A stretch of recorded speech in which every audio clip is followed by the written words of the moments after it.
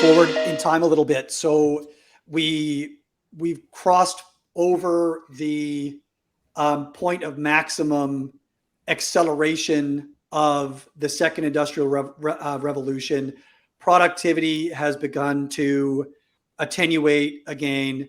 Does that set us up for a discussion of what happened when Nixon closed the gold window, they abandoned Bretton Woods, and then that sort of, we can put a pin in that date and those events as setting the stage for what you sort of call the evolution of the Fujiwhara effect that we're now sort of starting to see culminate. So maybe what led to the abandonment of Bretton Woods, and then what happened once we left the gold standard and we entered a fiat currency domain? Yeah, absolutely. I describe it as Fujiwhara effect, as you correctly said, which is two hurricanes merging and reinforcing each other. And one hurricane is clearly technology and information age. That's a human spirit. And human spirit is always inventive, whether we're in the caves or first industrial revolutions or today.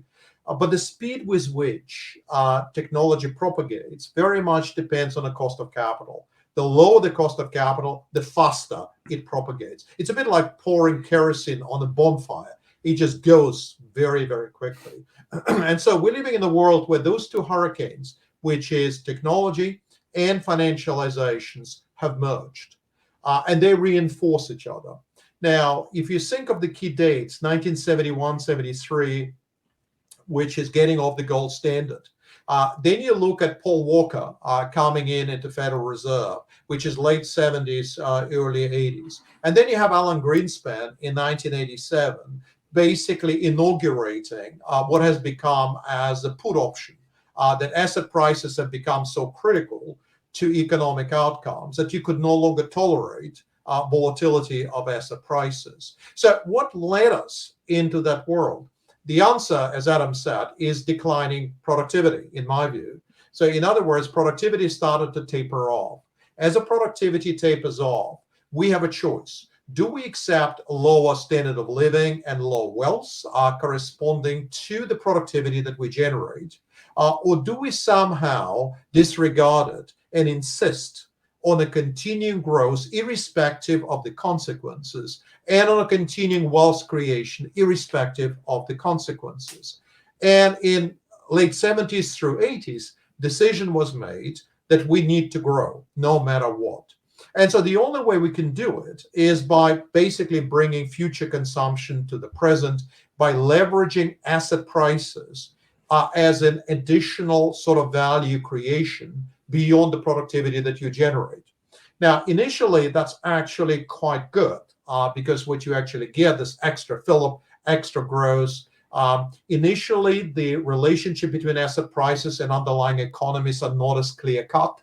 But then the longer you go, the more you need to generate capital and liquidity that underlying economies require. Because essentially, you need to not just underwrite this year GDP, but next year GDP as well. And the only way you can do it is by levitating asset prices higher and higher. And the further down the road you go, the more money you print or generate, that money doesn't go into real economy. It goes into assets. That's why it doesn't generate inflation. And so the more you do this, the more you're reliant on assets for pretty much all decisions. So if household wants to decide whether to spend or to save, corporates want to decide on CEO compensation or share buybacks or investment, you just become committed to asset prices. And the further down the line you go, the less volatility you can tolerate. Eventually, if you don't change economic policies, the only appropriate level of volatility is zero. There is no volatility that you can accept at all.